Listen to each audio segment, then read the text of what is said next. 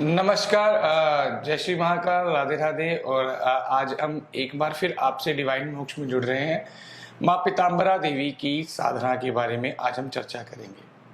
चर्चा शायद छोटी है पर आगे भी जुड़ी रहिए इन इसी प्रकार की अन्य कड़ियों के साथ भी। जी हाँ, आज मेरे मध्य आप जैसे मुझे तो जानते ही हैं कि मेरा नाम दीपक है और मैं डिवाइन मोक्ष में आप सबका स्वागत करता हूं। और मेरे मध्य आज मेरे साथ उपस्थित हैं हर्ष वर्मा जी, जो कि पीताम्बरा देवी के साधक हैं। पीताम्बरा देवी मैं बार बार बोल रहा हूँ, आज तक आप शायद पीताम्बरधारी के बारे में सुन रहे थे, आज पीताम्बरा के बारे में सुन रहे हो। तो पीताम्बरा यानी माँ बगलामुखी जी। तो आपका स्वागत है डिवाइन मोक्ष में हर्ष जी। नमस्कार दीपक जी। और हर्ष जी, आज हम मेरे दिमाग में एक, जब भी पीताम्बरा देवी के बारे में हम लोग जानते हैं या देखते हैं या कभी भी सुनते हैं, तो लोगों के दिमाग में एक धारणा है कि शायद उनका जो नाता है वो कड़वा हवन जो लोग वहां जाके करवाते हैं या कुछ इस प्रकार से है। मैंने शहर के बड़े बड़े धुरंधरों को देखा है या कई लोगों को देखा है जिन्हें कोई भी विपदा पड़ती है तो तुरंत बगलामुखी माता की शरण में जाते हैं। तो क्या मतलब कड़वा हवन और वहां पे अन्य हवन भी होते हैं, पर लोगों को इस बारे में जानकारी नहीं है।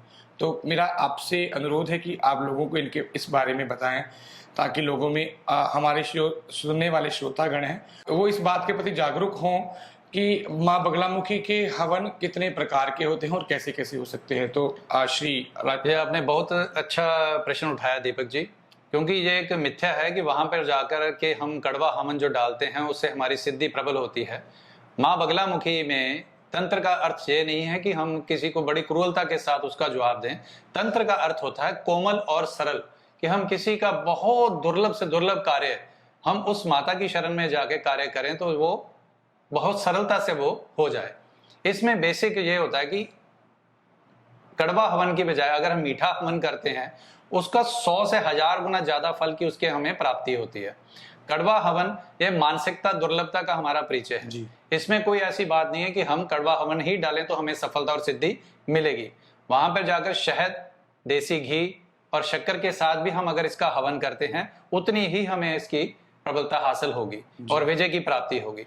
हमारी मानसिकता का ये सबूत है कड़वा हवन। इसमें ऐसी कोई संशय वाली बात नहीं। हम सौम्य भाव से भी माँ बगलामुखी का हवन कर सकते हैं। जी, जैसे आपने बताया कि सौम्य भाव से माँ बगलामुखी का हवन कर सकते हैं, इसी कड़ी से जुड़ा एक और मेरे दिमाग में प्रश्न आ रहा है कि आज तक लोग मतलब हम, आपको पता है कि हम लोग साधना करते हैं या कोई पूजा करते हैं तो शायद हम लोगों में कहीं ना कहीं ये होता है कि उसने किया तो मैं भी कर लूँ, बट लोगों को उस बारे में शायद वो ज्ञान नहीं होता। तो आज मैं डिवाइन मोक्ष के थ्रू आपसे एक प्रश्न, मेरा निजी प्रश्न भी है, ये शायद जो सुन रहे हैं उनका भी होगा, कि लोगों को पीताम्बरा देवी की छवि के बारे में पता है, बट वो जिसकी वो जीवा कील रही हैं उनके बारे में वो नहीं जानते। क्या उनके बारे में कुछ ऐसा हो, आप बता सकते हो कि कोई कथा जुड़ी हो या कोई प्रसंग जुड़ा हो जिससे कि वो हमारे जो श्रोता है वो जानू हो जाए? ये भी आपका बहुत अच्छा प्रश्न है, क्योंकि माँ पीताम्बरा देवी प्रभु स्वयं आप नारायणी हैं।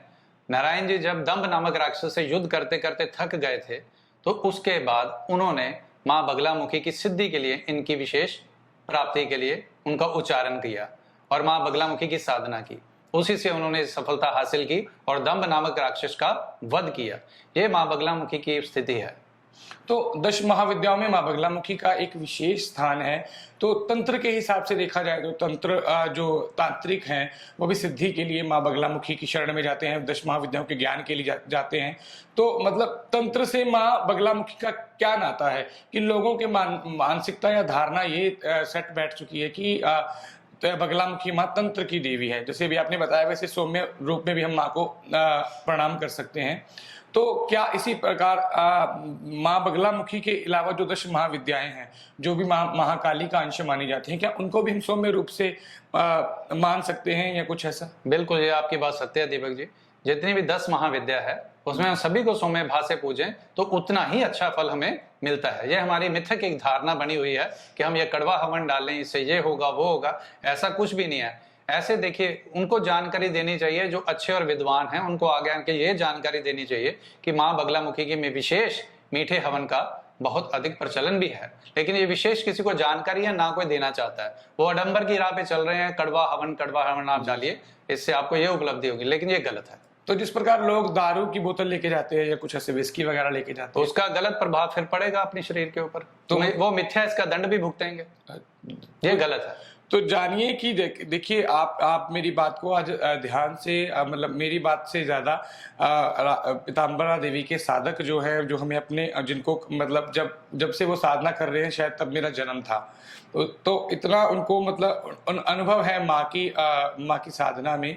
तो उस अनुभव के आधार पर वो इस तथ्य को प्रामाणिकता से कह रहे हैं कि अगर हम ये कार्य करते हैं तो ये कल को हमारे शरीर पर या किसी शारीरिक कष्ट हो सकता है या कुछ ऐसा हम पर हावी हो सकता है।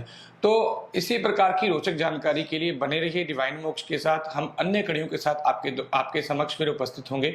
जय पीताम्बरा देवी की। जय माँ बगलामुखी।